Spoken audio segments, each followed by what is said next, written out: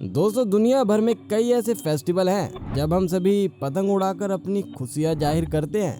हमारे भारत में ही 15 अगस्त जैसे मौके पर आज़ादी का जश्न बिना पतंगों के मानो अधूरा लगता है। क्या आपने भी कभी ये सोचा है कि आसमान में हवा से बातें करने वाली इन पतंगों को फैक्ट्री में कैसे बनाया जाता है? बिना वक्त खराब किए आइए सीधा चलते हैं फैक्ट्री की ओर। सबसे पहले बांस से बनाई गई इन ढेर सारी तिल्लियों को फ्लेमिंग के जरिए मजबूत किया जाता है। पतंग बनाने के लिए क्राफ्टर को एक अच्छे किस्म के कागज की जरूरत होती है जो हल्का साथ ही मजबूत होना चाहिए।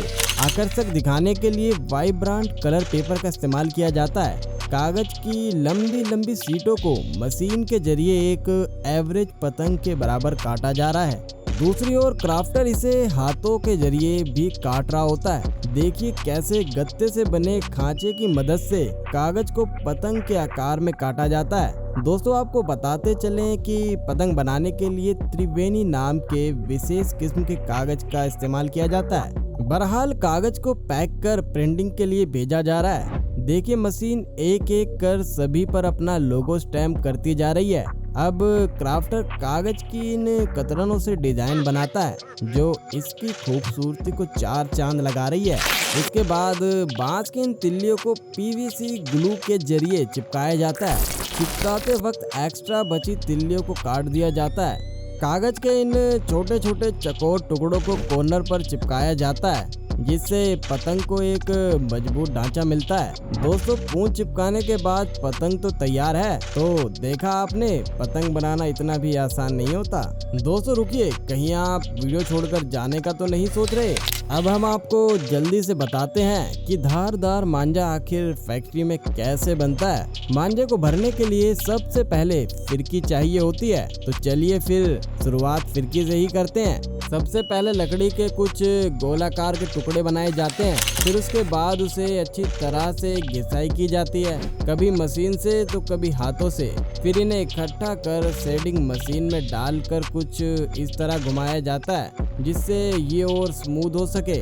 लकड़ी के इन गोल टुकड़ों को मशीन से निकाला जा चुका है क्योंकि इन पर कंपनी के लोगो प्रिंट किए जाना है। 20 मिनट तक इन्हें सूखने को रख दिया जाता है। अब लकड़ी के इन गोल टुकड़ों को रंगा जाता है जिसके बाद इन्हें इस तरह कार्डबोर्ड रोल के साथ आपस में चिपकाया जाता है। दोस्तों, दूसरी ओर लकड़ी की इन गोल स्टिक्स को भी तैयार किया जा रहा है। बस इन्हें आपस में चिपकाते ही फिरकी तैयार हो जाएगी। अब बारी आती है मांझे की।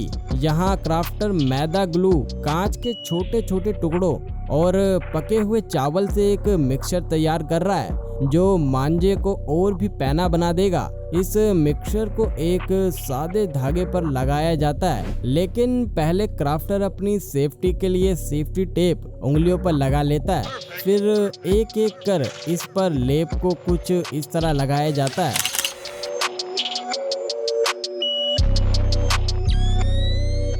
दोस्तों, इस लेप को कई बार लगाया जाता है। अब आखिर में रंग देने के बाद तैयार है हमारा मांझा। अब मैं तो चला पतंग उड़ाने। एक मिनट, लेकिन मैं तो भूल ही गया, मुझे तो पतंग उड़ाना ही नहीं आती। दोस्तों, क्या आपको पतंग उड़ाना आती है? तो बता दीजिए जल्दी से हमें कमेंट बॉक्स में। तब तक के लिए टाटा बाय बाय।